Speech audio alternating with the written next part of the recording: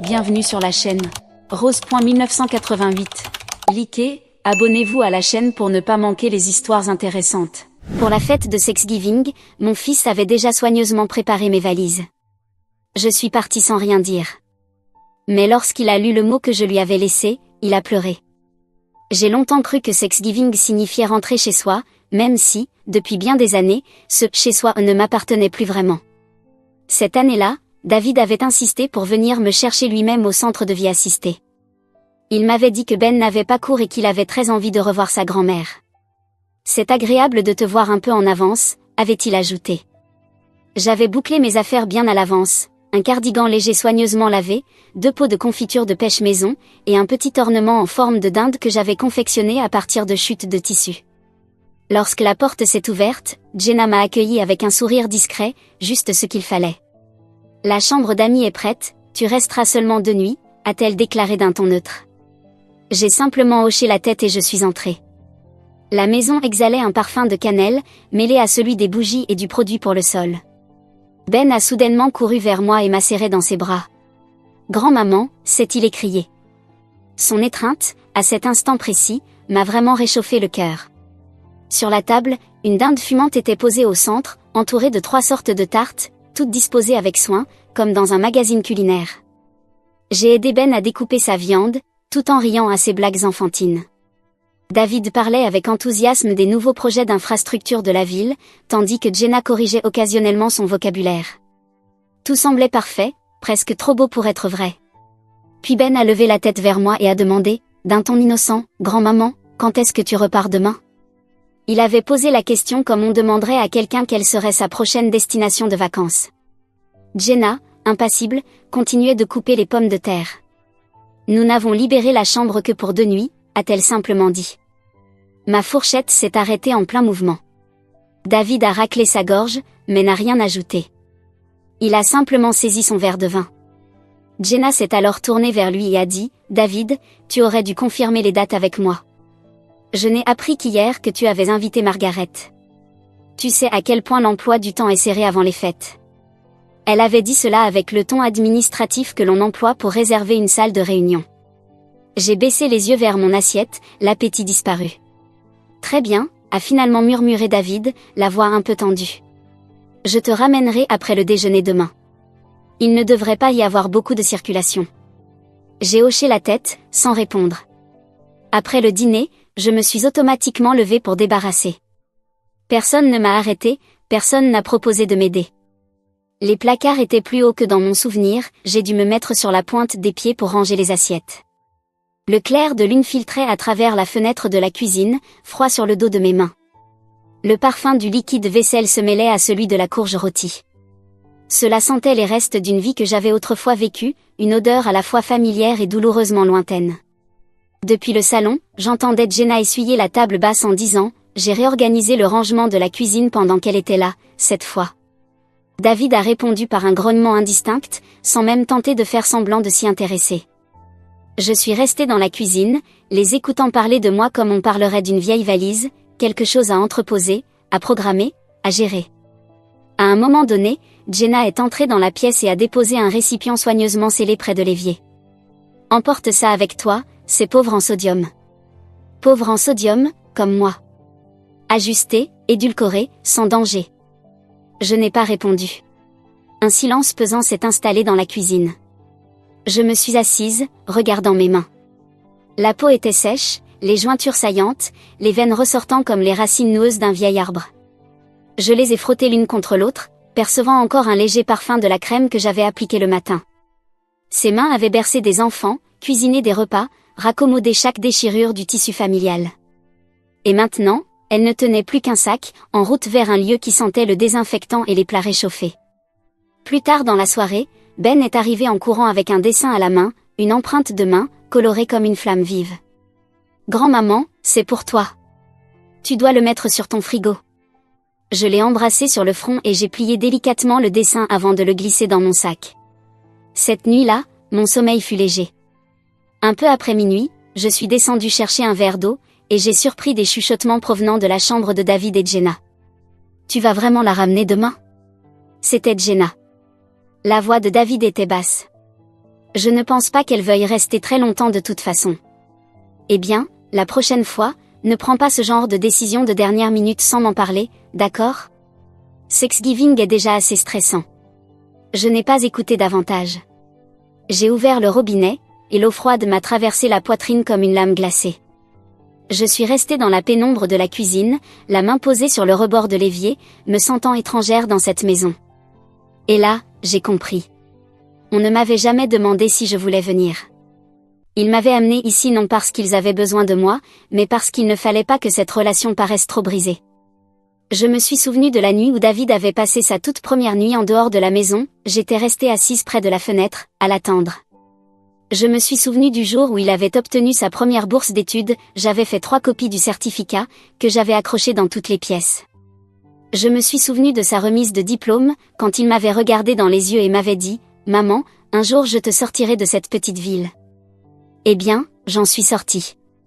Mais l'endroit où il m'avait installée n'était pas un foyer, c'était un établissement. Cette nuit-là, je suis restée allongée sur le lit, fixant le ventilateur au plafond qui tournait lentement, inlassablement, silencieux et implacable, comme le temps qui passe. Je n'arrêtais pas de me demander, pourquoi suis-je ici? Pas pour une réunion de famille, pas pour être accueillie, ni pour me reposer. J'étais là pour cocher une case, remplir un devoir symbolique. Un repas, de nuit, un adieu avec des restes pauvres en sodium.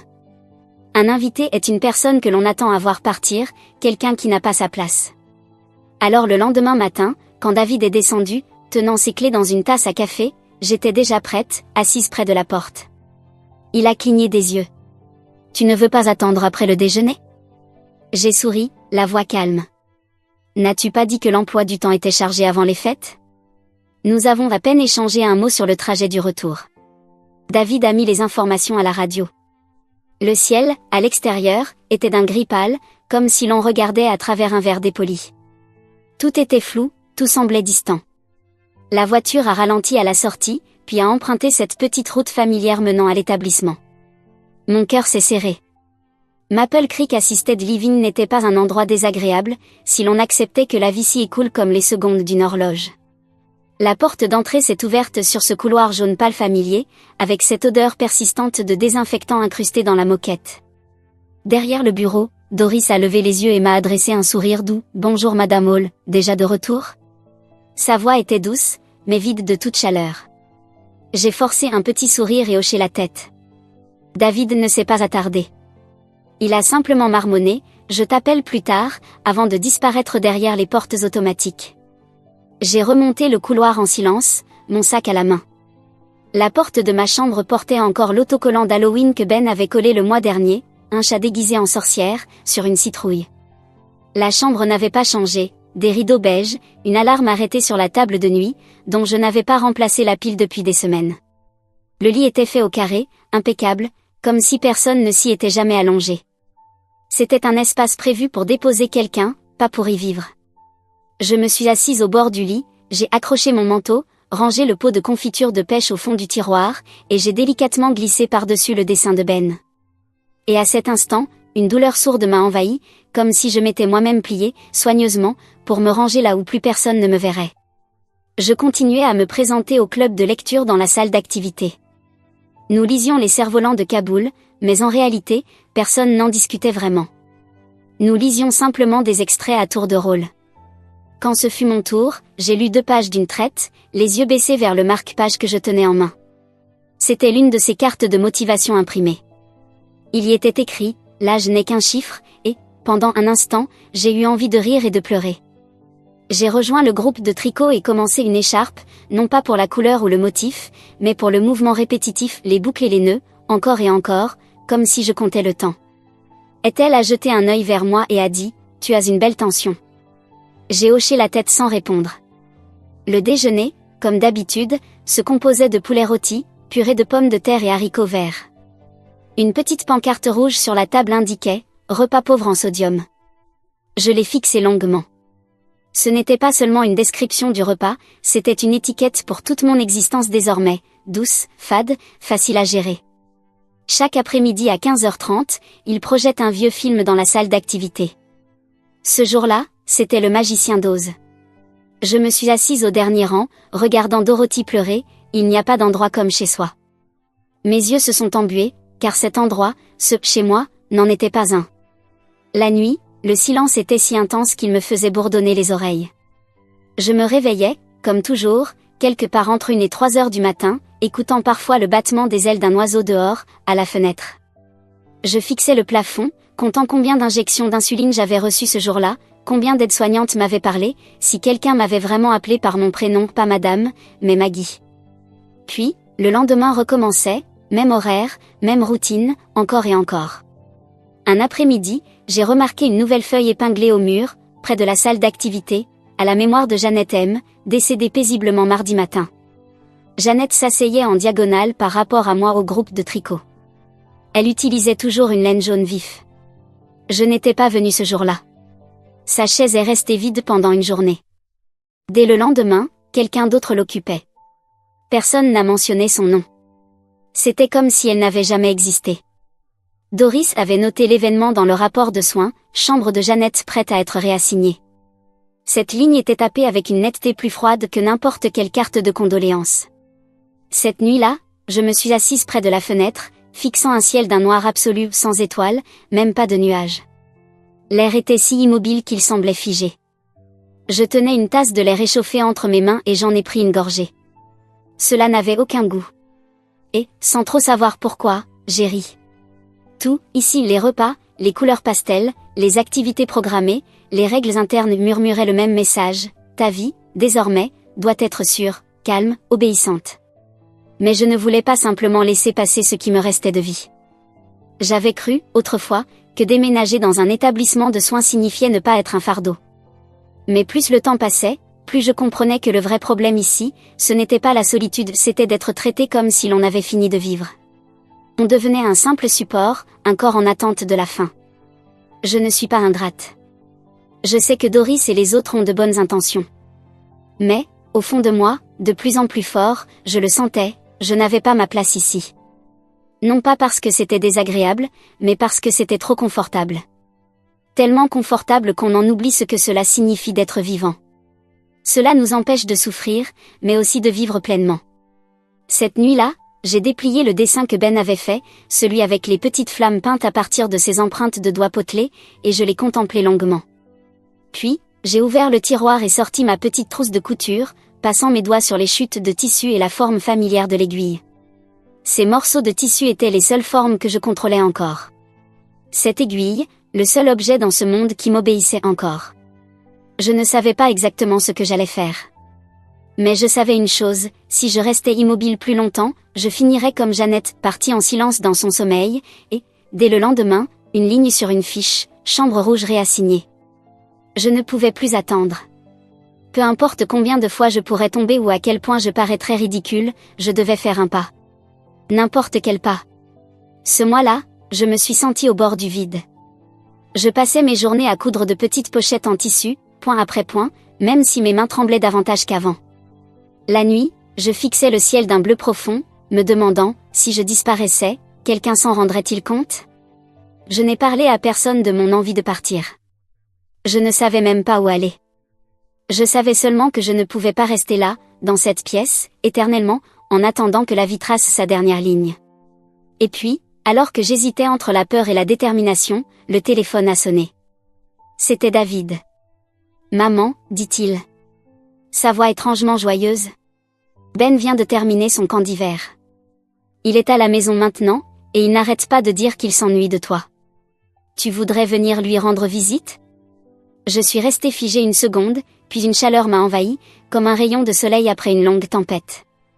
Bien sûr, j'adorerais, ai-je répondu sans réfléchir. Quand serait-il possible de venir me chercher? Il a hésité. Jenna et moi sommes débordés cette semaine. Ça t'ennuierait de venir en bus? J'ai gardé le téléphone à l'oreille et j'ai souri quand même.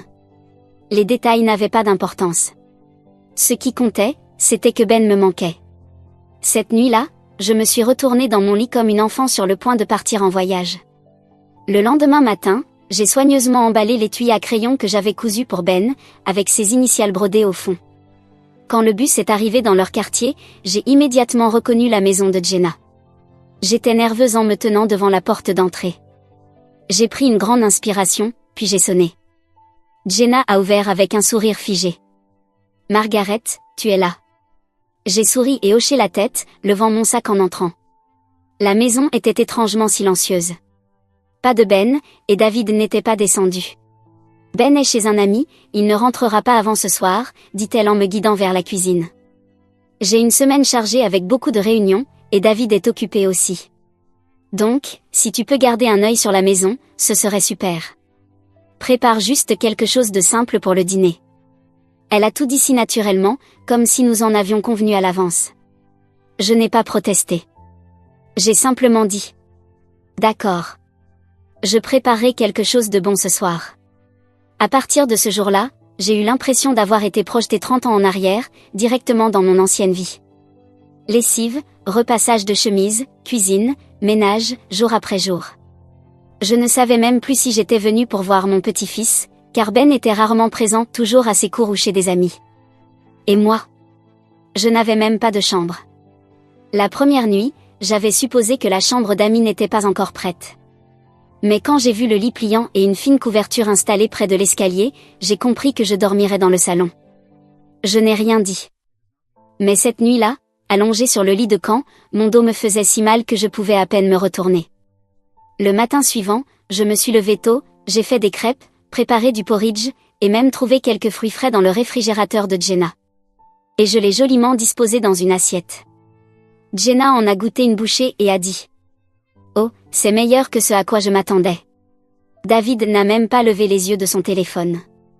Il a simplement murmuré « Merci, maman. » Ce soir-là, Ben est rentré tard. Il a dit qu'il avait eu des cours de soutien. Je venais tout juste de le baigner et nous étions blottis sur le canapé. Je lui racontais des histoires d'enfance, il riait doucement contre moi, et mon cœur s'est rempli d'une chaleur douce, presque oubliée. Mais avant que je puisse terminer mon récit, la voix de Jenna a flotté dans l'escalier. Il est tard. Il a encore des cours demain. Je me suis arrêtée, caressant doucement le dos de Ben. On finira demain, ai-je chuchoté. Il a couru à l'étage en tapant des pieds. J'ai ramassé la serviette et le gobelet, rangé le salon, puis me suis rassis sur le lit pliant. C'est alors que j'ai entendu des voix basses, reconnaissables, venant de l'étage. Elle devrait repartir bientôt, non?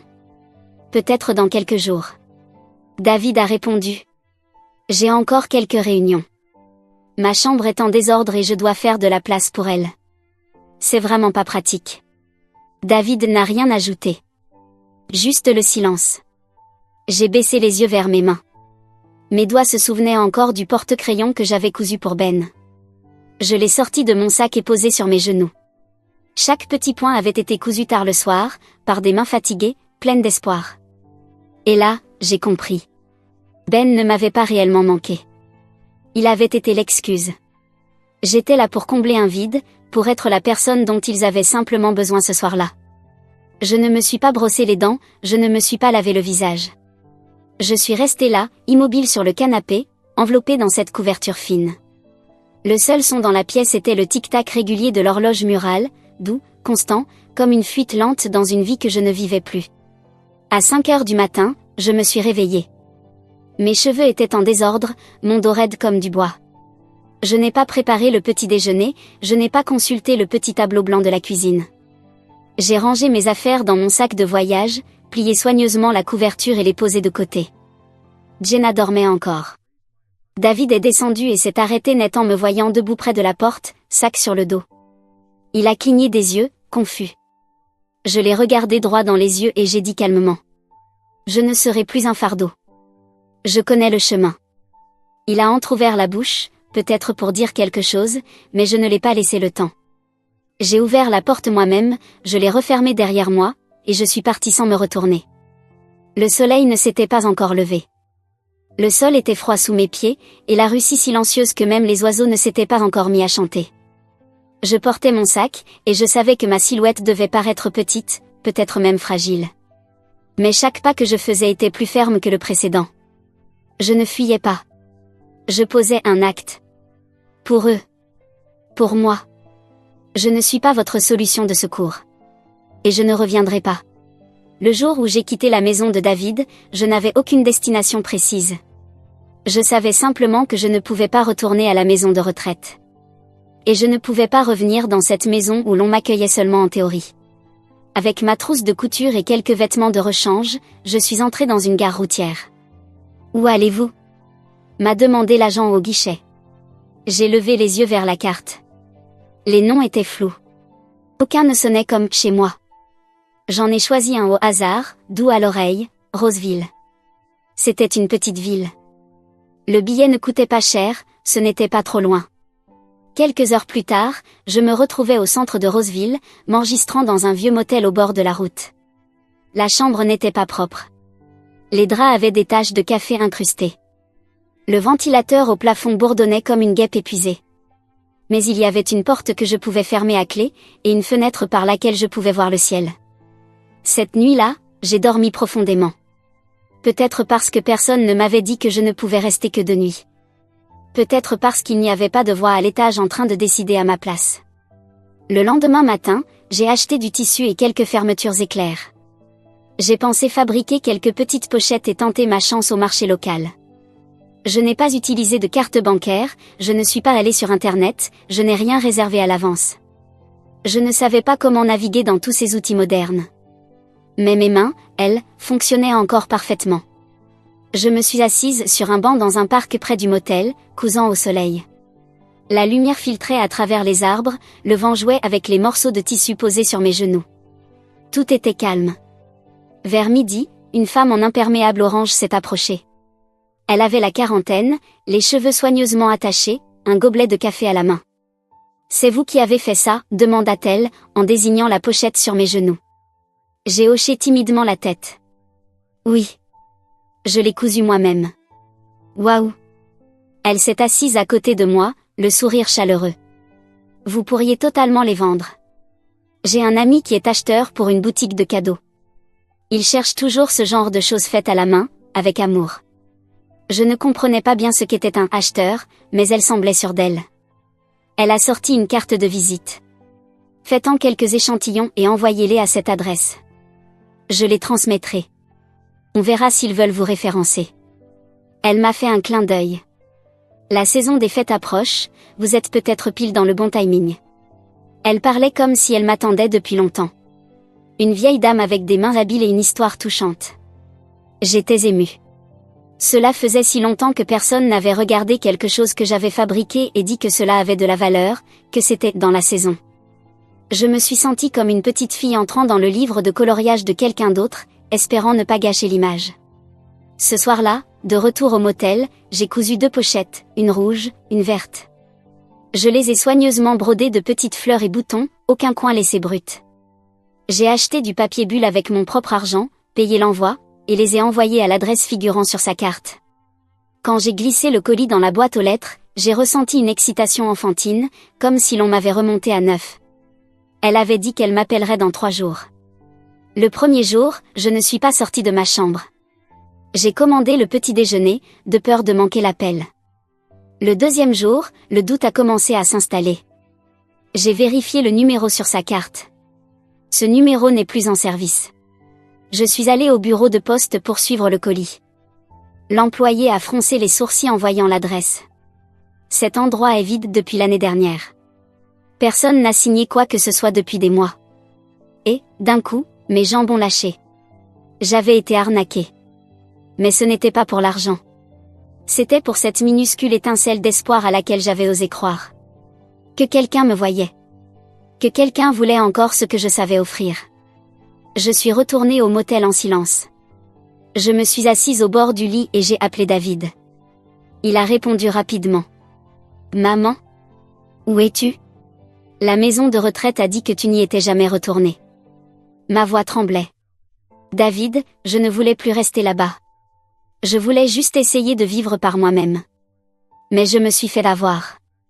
Je voulais seulement être indépendante. » Un silence s'est installé à l'autre bout du fil. Puis il a dit. « Appelle la maison, maman. Je ne suis pas en ville. » Et il a raccroché. C'est là que j'ai compris que, peu importe où je me trouvais, il ne voulait pas savoir. Le climatiseur du motel ronronnait, comme s'il se moquait de moi, se moquant de cette petite rébellion que j'avais osé entreprendre. J'ai regardé la trousse de couture tomber au sol, et j'ai ri. Pas parce que c'était drôle, mais parce que je réalisais que j'étais encore juste une vieille femme, sans retraite confortable, sans compétences numériques, sans personne pour attendre mon retour à la maison. Je n'avais pas fui. J'étais simplement passée d'un endroit où je n'avais pas ma place à un autre qui ne voulait pas de moi non plus. C'était ça, ma liberté. Ce soir-là, je me suis retrouvée de nouveau sur le même vieux banc, cousant les derniers morceaux de tissu qu'il me restait. Il faisait plus froid que la veille. Le vent tirait sur les fils détachés. Mes doigts étaient trop raides pour obéir. Mais je suis restée assise. Je ne savais pas si j'attendais quelqu'un, ou si je n'étais simplement pas encore prête à abandonner et rentrer chez moi. J'ai levé les yeux et j'ai vu quelqu'un s'installer sur le banc en face de moi. Elle portait une veste en cuir usé et une écharpe rouge. Ses cheveux gris argentés étaient ébouriffés, mais avec une certaine intention. Elle a posé un gobelet de café chaud sur la coudoir, puis m'a lancé un regard en coin. « Joli point », a-t-elle dit d'une voix vive et rocailleuse, comme si elle cachait mille histoires. Je n'ai rien répondu, j'ai continué à coudre. Elle n'est pas partie, elle n'a pas forcé la conversation. Elle s'est simplement assise là, comme un arbre ou un vieux chat de ruelle, sachant instinctivement quand parler et quand se taire. 5 minutes plus tard, elle s'est levée, a traversé le chemin et a posé le café à côté de moi. « Tu reviens demain ?» J'ai hoché la tête. Elle a souri. « J'apporterai quelques chutes de tissu. On verra laquelle de nous deux va plus vite à la couture. » Puis elle est partie. Je l'ai regardée s'éloigner, et pour la première fois depuis bien longtemps, je n'ai pas ressenti de l'espoir, mais je n'étais pas non plus désespérée. Peut-être que je n'avais tout simplement pas encore abandonné. Le lendemain matin, je suis retournée au banc. Le soleil était plus doux que la veille, même si le vent était plus mordant. J'avais apporté mes chutes de tissu, mon fil. Je m'attendais à ce que la femme aux cheveux argentés ne soit qu'un souvenir passager. Mais elle est revenue, même veste en cuir, cette fois avec une écharpe bleu marine, toujours un gobelet de café chaud à la main. « Tu es vraiment revenue ?» a-t-elle dit en souriant. « Je pensais que ton hochement de tête était juste poli. » J'ai souri légèrement. Je n'ai nulle part ailleurs où aller. Alors on a quelque chose en commun. Elle s'est assise à côté de moi, sans demander, et a ouvert un sac en toile rempli de chutes de tissu coloré et d'un vieux rouleau de fil à coudre. « Je m'appelle Joanne, dit-elle, en lançant un carré de tissu sur mes genoux. « Toi, c'est Maggie ?» J'ai acquiescé. Elle a hoché la tête, comme si elle venait d'ajouter cette info à un carnet mental bien tenu. Puis, immédiatement, elle a commencé à enfiler une aiguille avec des gestes assurés. Et nous sommes restés là, deux femmes âgées cousant en silence. Elle ne m'a pas demandé d'où je venais, ni ce que je faisais là. Tout ce qu'elle a dit, c'est: tu sais ce qui est pire que d'être ignoré quand on est vieille ? C'est d'être traité comme si l'on était déjà terminé. Je n'ai pas répondu, mais ces mots ont frappé avec la précision d'une aiguille en plein cœur. Elle a continué. Je me suis fait divorcer à 62 ans. J'ai quitté la maison où j'avais vécu pendant 30 ans. Tu sais ce que mon ex-mari m'a dit ? J'ai secoué la tête. Il m'a dit: Joanne, qu'est-ce que tu fais ? Tu es trop vieille pour recommencer. Elle a ri en l'imitant. Comme si le reste de mes années était censé se passer à m'asseoir et à mourir en silence. Elle l'a dit sur un ton léger, mais je pouvais entendre le feu couver en dessous. Et alors, qu'as-tu fait ? Ai-je demandé. J'ai emménagé dans le grenier de ma sœur, j'ai fait des petits boulots, appris à faire du patchwork, commencé à faire du bénévolat au centre communautaire. Maintenant, j'enseigne la couture, je gère les ateliers, je garde les clés de secours et je répare la machine à café quand elle tombe en panne. Je n'ai pas pu m'empêcher de rire. Elle a émis un petit bruit satisfait. Je ne suis peut-être pas le trésor de quelqu'un, mais je sais faire des choses. Et les gens sont contents que je sois là. C'est suffisant.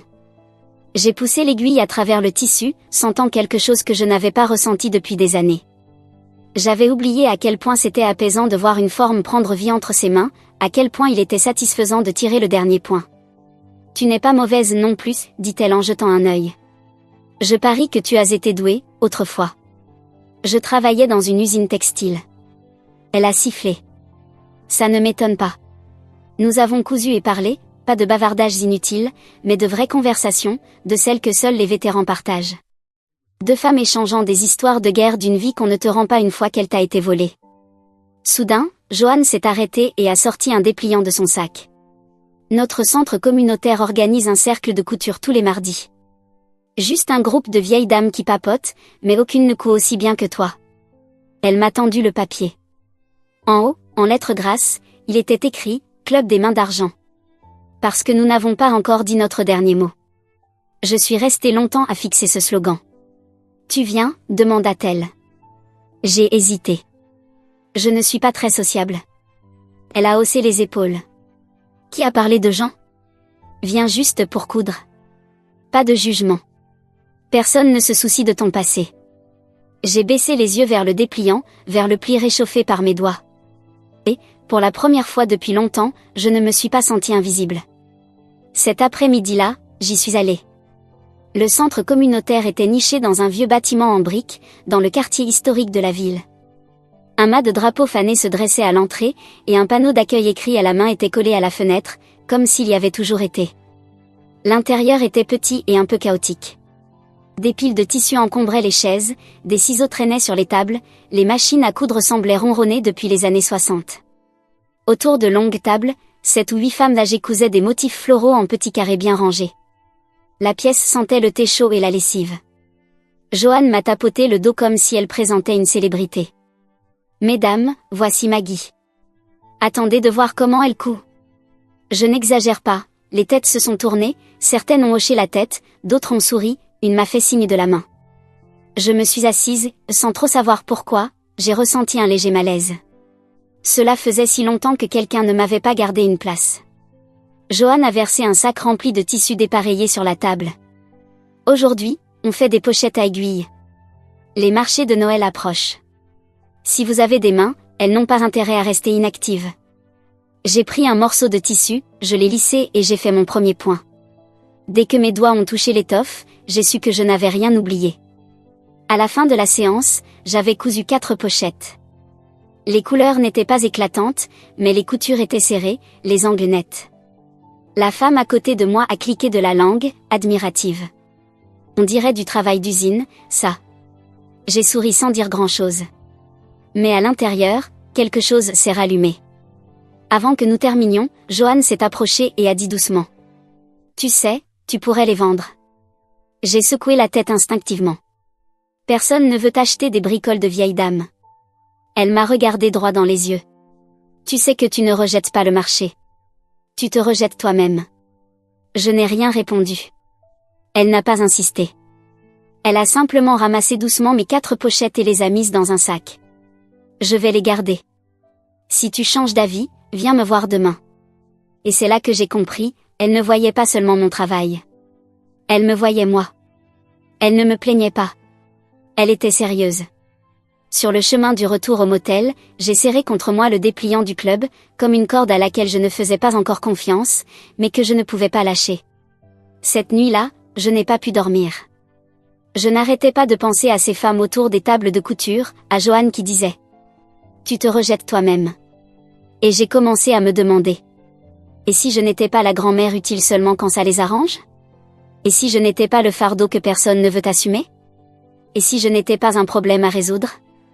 Alors qui suis-je ? » Je n'avais pas la réponse. Mais, pour la première fois, j'ai senti que la réponse ne serait peut-être pas « personne ».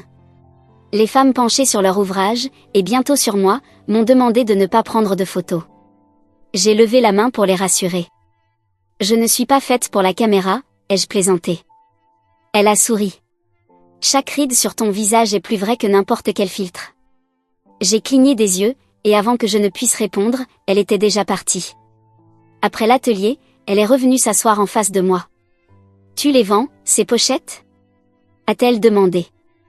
J'ai secoué la tête. Juste pour le plaisir. Des cadeaux, surtout. Mais si quelqu'un voulait les acheter ?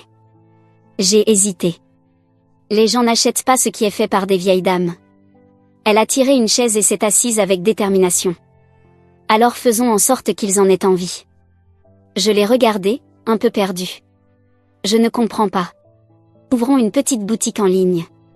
Toi, tu crées. Moi, je fais la promotion. On l'appellera les mains de mamie. J'ai éclaté de rire.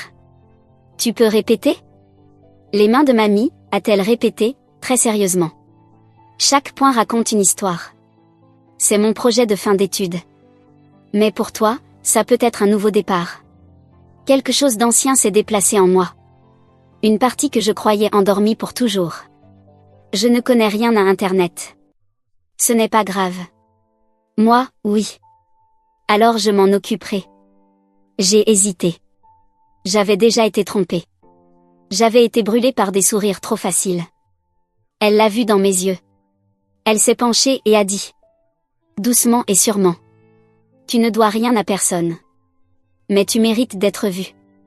Dans les jours qui ont suivi, j'ai cousu 10 pochettes de plus. Elisa les a photographiées une par une. Elle a pris des gros plans de mes mains au travail, et même filmé une petite vidéo de moi en train d'enfiler une aiguille, d'ajuster les coins. Le tout sur une musique légère et joyeuse. Tu veux dire quelque chose pour la vidéo? J'ai secoué la tête. Pas besoin. Je couds. Que le fil parle à ma place. Nous avons lancé la boutique ensemble, appelant la première collection Les mains de mamie cousues avec l'âme. Je m'attendais à ce que les articles restent là, ignorés pendant des mois, voire des années. Mais 3 jours plus tard, Elisa m'a envoyé une vidéo, elle m'avait filmé en secret en train de coudre, puis avait monté les images avec une musique douce et des sous-titres simples. Ma grand-mère ne sait pas qu'elle est cool. Mais moi, je le sais. Assise sur mon lit de motel, j'ai regardé l'écran. Regardez cette vieille femme dans son pull délavé, passant l'aiguille dans le tissu, les yeux concentrés, les mains sûres. Son visage doux et concentré, c'était le mien. Et pourtant, je ne m'étais pas reconnue tout de suite. Puis les commentaires ont commencé à affluer. J'achèterai tout ce qu'elle fait. Enfin quelque chose fait par une vraie personne, pas une machine. Ses mains ressemblent à celles de ma grand-mère. Elle me manque tellement. Où peut-on acheter? Elisa m'a envoyé un message. Maggie, ça explose. Il faut qu'on augmente la production. Je suis restée 1 minute entière à fixer l'écran. Puis j'ai répondu. C'est vraiment en train d'arriver? Elle a écrit. Je te l'avais dit. Alors, je me suis mise à travailler. Le jour, je cousais au centre communautaire. La nuit, je m'asseyais sur mon lit de motel, une lampe accrochée à la tête de lit, les doigts en action. L'amie d'Elisa a conçu des étiquettes personnalisées. Du papier craft simple. Chaque pochette avait une petite carte, fait main par Maggie, avec soin, pas avec l'horloge. J'ai insisté pour que chaque pochette contienne aussi un petit mot manuscrit. Pas des grandes pensées. Juste des miettes de vie. Il faisait beau hier. Je me suis piqué le doigt aujourd'hui, mais je souris encore. J'ai bu du thé avec une amie. C'était comme un avant-goût du printemps. Les gens ont commencé à publier les cartes en ligne, disant qu'elles leur rappelaient la maison, quelqu'un qu'ils avaient perdu, quelqu'un qui leur manquait. Ils n'avaient pas seulement besoin de mes pochettes. Ils m'aimaient, moi. Pour la première fois, je n'étais pas simplement utile. J'étais aimée. J'ai pris la toute première carte Les mains de mamie et l'ai glissée tout au fond de ma boîte. Quand tout cela se calmera, je la ferai encadrer. Et je l'accrocherai dans un endroit qui sera, enfin, vraiment à moi. Juste au moment où ma petite entreprise trouvait son rythme, les commandes entraient, des messages de remerciements arrivaient de parfaits inconnus, un sens cousu dans chaque point, j'ai reçu un appel de David. Maman, a-t-il commencé avec hésitation. Il y a quelque chose dont on doit parler. Je savais déjà ce qui allait venir. Il y a eu des licenciements. C'est compliqué, on a des difficultés. Il a marqué une pause. Tu as encore des économies? Mon estomac s'est noué. Mais ma voix est restée calme. Quel genre de problème? Il a soupiré. Jenna et moi, on en a parlé. On pourrait devoir vendre la maison. Et on s'est dit que, peut-être, on pourrait utiliser une partie de tes économies pour payer quelques dettes. Juste pour tenir le coup. Et là, tout s'est éclairé.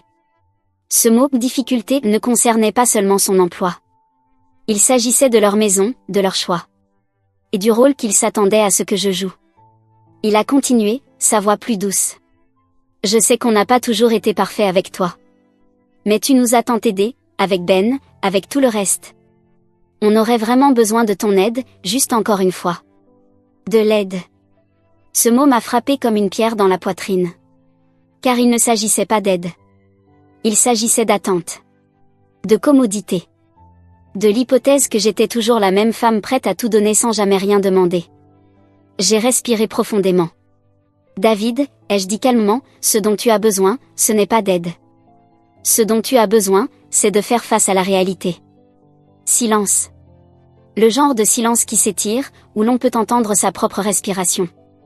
J'ai continué, aussi régulière qu'un point de couture. Je vais réfléchir à si je veux aider, et à combien. Mais tu dois savoir une chose, je suis devenu votre plan B. Et je ne veux plus vivre comme ça. Puis j'ai raccroché. Mon cœur battait fort. Mais je savais que ce n'était que le début. Le commencement d'une limite que j'aurais dû poser depuis bien longtemps. Les jours suivants, je me suis sentie plus ferme. Surtout avec eux. David et Jenna venaient encore vers moi avec ce même ton à peine voilé de besoin. Mais désormais, je le voyais pour ce qu'il était, un schéma, une dépendance. Un fardeau que je portais depuis longtemps, bien après qu'il ait cessé d'être le mien. Un soir, je me suis assise au bord de mon lit, révisant la liste des commandes de clients, des traits rouges marquant les fournitures à réapprovisionner, des noms de personnes qui valorisaient mon travail. Je préparais mentalement la façon de leur dire, en face, que je ne serais plus leur bouée de secours. Puis le téléphone a sonné. Jenna. Bonjour Maggie, dit-elle, sa voix plus douce que d'habitude, comme si elle savait déjà que je traçais une limite. Je sais qu'on demande beaucoup. David cherche un prêt, mais on s'est dit que tu pourrais peut-être aider un petit peu. J'ai gardé le téléphone à l'oreille, silencieuse. Tu as toujours été prudente avec l'argent, a-t-elle ajouté. On ne demanderait pas si ce n'était pas sérieux. Tu n'aurais pas à donner beaucoup, juste assez pour traverser cette période difficile. J'ai pris une grande inspiration et j'ai lentement baissé le téléphone. Je suis restée là, sans colère. Juste fatiguée. Mais soudain, c'est devenu clair. Toutes ces années où j'avais donné, n'avaient jamais été vues comme des cadeaux. Seulement comme des obligations. Et ce n'était pas leur faute. Pas vraiment. C'était la mienne. Je leur avais appris à compter sur moi. À m'attendre. Je ne suis pas en colère, ai-je murmuré. Mais j'aurais dû arrêter tout cela bien plus tôt. Et j'ai raccroché. Quand le téléphone a sonné de nouveau, je n'ai pas répondu. Car, cette fois, la limite avait été posée. Ils allaient devoir apprendre à se tenir debout seuls, sans tendre la main vers celle qui avait enfin retrouvé le fil de sa propre vie. Quelques jours plus tard, David et Jenna sont venus. Je les ai regardés franchir la porte, silencieux, sans expression. Je n'ai pas dit grand-chose. Je n'en avais pas besoin. Jenna m'a regardé prudemment, sa voix hésitante. Maggie, on n'a vraiment plus d'options. On est désolé. David gardait les yeux baissés. Oui, on sait que tu as déjà tant fait pour nous. Mais quelque chose en moi avait changé. Pour la première fois depuis des années, je me sentais stable, inébranlable. Et je ne portais plus le poids de la culpabilité déguisée en amour. Vous ne devriez pas me traiter comme la solution à vos problèmes, ai-je dit calmement. Si vous continuez à me demander d'assumer vos responsabilités, ce n'est pas de l'aide. C'est du vol. Vous ne demandez pas du soutien, vous me demandez de renoncer une fois de plus à ma propre vie. David est resté bouche bée, comme s'il venait d'être frappé par une vérité dont il ignorait qu'il la portait. Il a essayé encore une fois, d'une voix plus douce. Est-ce que tu pourrais nous aider juste une dernière fois? Je peux aider, ai-je dit après un silence. Mais cette fois, ce ne sera pas en tant que votre filet de sécurité. C'est votre réalité maintenant. Il faut apprendre à y faire face. J'ai vu quelque chose changer dans son visage. Quelque chose de petit mais réel. Peut-être une étincelle de compréhension. Ou un début de regret. Jenna est restée silencieuse, son expression difficile à lire. Mais elle m'a regardé un peu plus longtemps que d'habitude. Pas avec pitié. Pas avec mépris. Mais comme si, enfin, elle comprenait. David a dit simplement. D'accord. J'ai hoché la tête en me levant. Je vais vous préparer quelque chose à manger. Ils se sont assis tranquillement à ma table, ont terminé leur repas sans un mot, puis sont partis sans faire d'histoire. Je suis restée debout à la fenêtre, les regardant s'éloigner. Et tandis que les épaules de David disparaissaient au bout de l'allée, j'ai su qu'il m'avait entendu. Peut-être pas entièrement. Peut-être pas encore. Mais quelque chose avait fait son chemin. Quelques jours plus tard, il est apparu au centre communautaire. Je préparais une nouvelle série de pochettes quand je l'ai aperçu à travers les portes vitrées. Il hésitait, maladroit, l'air plus fatigué que je ne l'avais jamais vu. Son regard n'était pas seulement las. C'était celui de quelqu'un qui venait de réaliser qu'il avait perdu quelque chose de précieux, et qu'il ne savait pas s'il pourrait jamais le récupérer. Je suis sortie. Il a ouvert la bouche.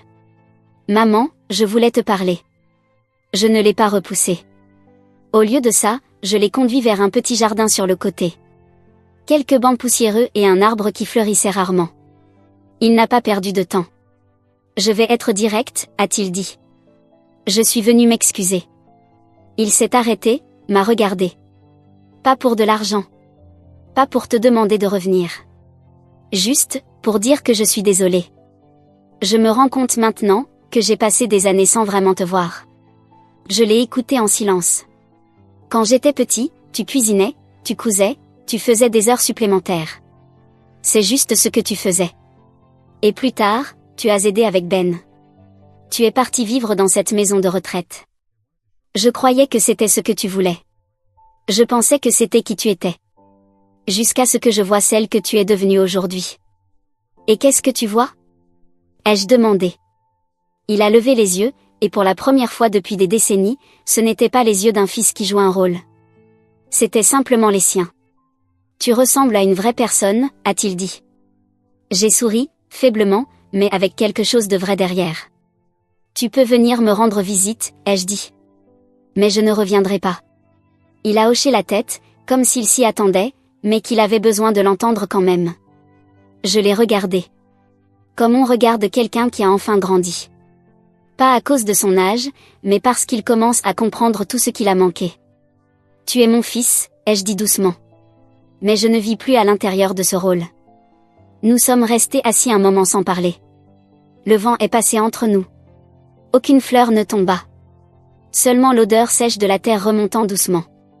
Et je me suis sentie légère, comme si j'avais enfin posé un sac que j'avais porté pendant une demi-vie. Il s'est levé. Je vais y aller. J'ai hoché la tête. Et juste au moment où il se retournait, j'ai ajouté. La prochaine fois, ne viens pas avec un problème. Viens juste avec un café. Il a souri. Un vrai sourire, cette fois. Pas crispé. Pas fatigué. Juste chaleureux. Je suis retournée à ma table de couture. J'ai pris la pochette que je venais de terminer, l'ai retournée, et dans le coin, j'ai cousu une ligne. J'ai passé ma vie à vivre pour les autres. Maintenant, je choisis où je vais. Après le départ de David, la vie a repris un rythme calme et régulier. Cet après-midi-là, je travaillais sur une nouvelle série de commandes au motel quand Elisa a surgi en frappant à la porte. Maggie. Elle criait, essoufflée. Ton petit-fils est en train de devenir viral. J'ai cligné des yeux, pensant que c'était encore un de ses coups de marketing. Mais elle a fait irruption, le téléphone à la main, les yeux écarquillés. Regarde ça.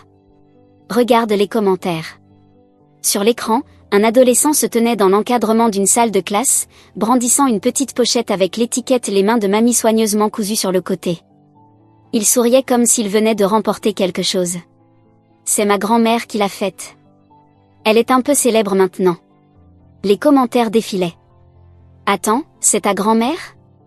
Mec, elle gère. Ses poings sont nickel. Les mains de mamie, c'est du talent. Où peut-on acheter? Je connaissais ce visage. C'était Ben. Mon Ben. Mon petit bavard de petit-fils. Elisa riait encore, pointant l'écran. Tu sais qui a posté ça? Un de ses amis. Il n'arrêtait pas de se vanter, alors il l'a filmé. Je ne pouvais pas parler. Tout ce que je ressentais, c'était une douceur immense m'envahir. Comme si quelque chose de tendre attendait tranquillement ce moment pour fleurir. Je ne l'ai pas appelé. Je n'ai pas envoyé de message. J'ai juste recommencé à coudre. Je me suis souvenu de quand il était petit, comment Ben fourrait des crayons, des élastiques, et des têtes de tournevis dans une vieille boîte à biscuits qu'il appelait sa trousse d'ingénieur. Alors j'ai décidé de lui fabriquer la vraie version. Une trousse à outils, en toile marine robuste à l'extérieur, doublée à l'intérieur d'un vieux tissu de ma chemise préférée. À l'intérieur, des poches individuelles, cousues pour accueillir toutes sortes de pièces. Chaque poche brodée de ses initiales, avec quelques points spéciaux que j'ai dessinés moi-même, certains en forme de rouage, d'autres comme des petites fusées. Quand j'ai cousu la dernière couture, j'ai retourné la trousse et brodé dans le coin. Fabriquée par mamie, pas comme un cadeau, mais comme une déclaration. je suis une créatrice, pas un reste. Quelques jours plus tard, j'ai remis le paquet à Elisa pour qu'elle l'envoie. Elle m'a regardé l'emballer avec soin et a souri. Tu ne vas même pas l'appeler pour lui dire? J'ai secoué la tête. Les sentiments qui ne sont pas pressés ne se fanent jamais. Le lendemain, Ben m'a appelé. Mamie.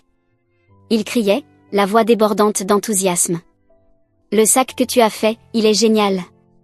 Je l'ai emmené à l'école, et ma prof a demandé d'où il venait. J'entendais le bruit des fermetures éclairs, des petits objets qu'il posait sur un bureau, comme s'il me montrait tout en direct. Tu as mis BH pour mes initiales.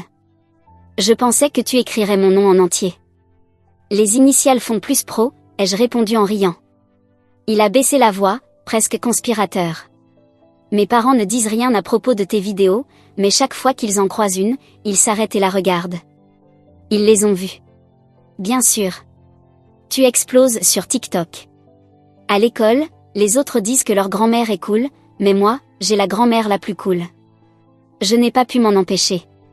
J'ai éclaté de rire, franchement, pleinement. Et il a ri avec moi.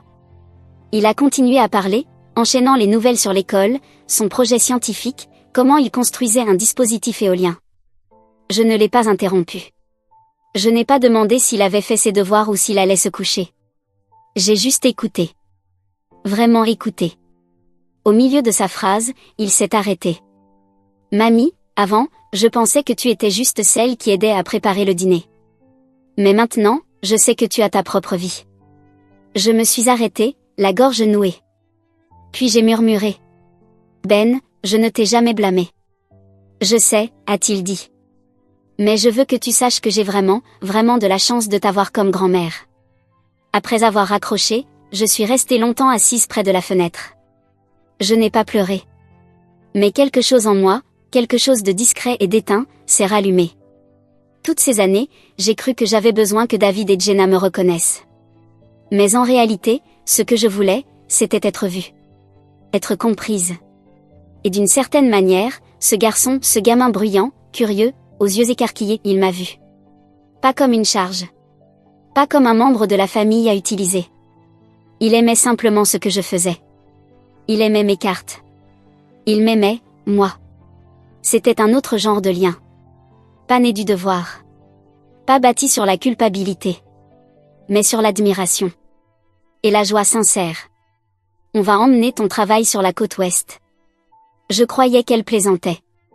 La côte ouest? Pourquoi faire? Pour un festival artistique, dit-elle. J'ai postulé pour un stand.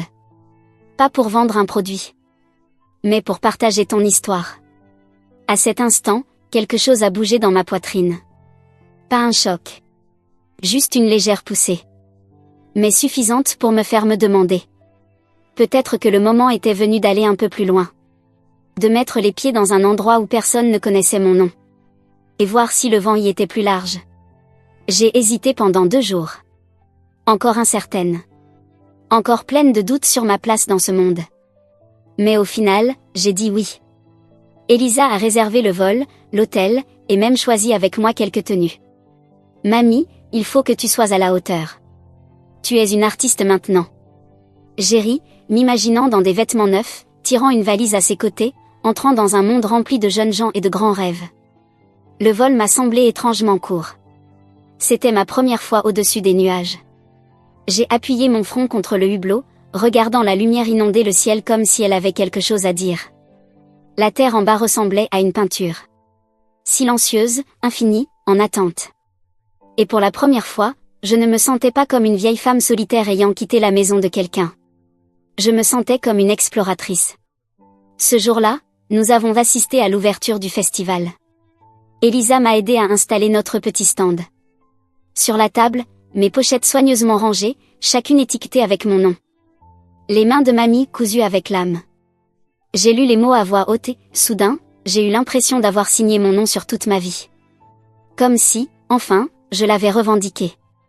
Je suis restée debout là, à écouter les gens raconter leurs histoires. Des histoires de ceux qui avaient vécu pour les autres, donné et donné encore, et qui, seulement maintenant, commençaient à parler avec leur propre voix. Ce n'était pas une exposition. C'était un pont. Et de l'autre côté de ce pont se trouvait quelqu'un que j'avais évité pendant des décennies, moi-même. Une jeune femme s'est approchée, les yeux brillants d'enthousiasme. C'est magnifique. Je peux en acheter une? J'ai hoché la tête. Elle a pris une pochette rouge, a passé les doigts sur les coutures. C'est si précis. Depuis combien de temps faites-vous ça? Des décennies, ai-je souri. Mais je viens tout juste de commencer. Elle a ri, m'a remercié et a disparu dans la foule, la pochette en main. Je l'ai regardée s'éloigner, et pendant une seconde, j'ai ressenti quelque chose que je n'avais jamais ressenti en fabriquant des choses pour les autres. Un accomplissement. Cette pochette n'était pas faite pour la famille. Ce n'était pas un devoir. C'était une part de moi. Une histoire cousue à la main, qui marchait librement dans le monde. Alors que la foule s'éclaircissait et que la journée touchait à sa fin, je suis restée debout dans un coin à ranger ma table. L'espace autour de moi paraissait grand, mais plus inconnu. Le monde ne me semblait plus étranger. Elisa est venue me rejoindre, m'a serré l'épaule. Mamie, tu as été incroyable aujourd'hui. Je l'ai regardée, les yeux un peu humides. Je l'ai fait. Elle m'a serré dans ses bras. Tu le fais depuis longtemps. C'est juste la première fois que tu l'as vu. J'ai regardé les gens qui traînaient encore près de notre stand, ceux qui s'arrêtaient pour admirer ce que j'avais créé. Pas parce que j'étais la mère ou la grand-mère de quelqu'un. Mais parce qu'ils voyaient moi. Mes mains. Mon histoire. Ma valeur. Et à cet instant, j'ai compris quelque chose. Ce voyage, celui que je croyais devoir poursuivre sur une carte, n'avait jamais été une question d'arriver quelque part. Il vivait dans chaque pas courageux. Dans chaque moment où je choisissais d'avancer. Dans chaque décision de tenir debout seul. Ce voyage n'était pas terminé. Il était en train d'ouvrir ses ailes. Debout dans le vent de la côte ouest, Elisa à mes côtés, je l'ai entendu dire. Mamie, on pourrait continuer. De nouveaux projets. De nouvelles personnes. On peut montrer au monde tout ce que tu sais faire. Je l'ai regardé, le cœur plein. Je n'ai plus peur, Elisa, ai-je dit doucement. Je suis enfin libre de vivre pour moi. Et c'est à ce moment-là que j'ai su, peu importe comment j'avais vécu avant, l'avenir, lui, m'appartenait.